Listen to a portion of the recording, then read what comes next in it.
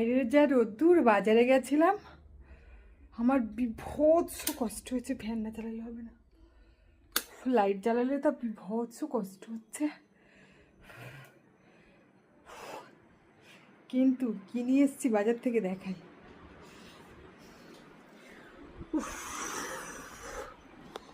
বাবা কি কষ্ট হচ্ছে।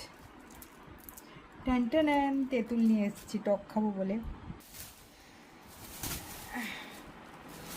এর মধ্যে রয়েছে এরকম তরতাজা পুঁই শাক। দেখেই আমার মতো কার কার জিভে জল চলে আসছে। অনেক দিন পর এমন তরতাজা পুঁই শাক পেয়েছি।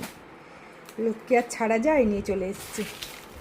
সেই সাথে আমের পানা বানাতে হবে, তাই আম আর আমি উচ্ছে খাই সেদ্ধ, তাই উচ্ছে, পেঁপে, কুমড়ো, বাজার, আর সেই সাথে একটু মাছও নিয়ে এসেছি, কিন্তু সেটা আমি দেখাতে পারছি না এখন। মাছটা আমি এখন কাটবো না, পরে কাটবো।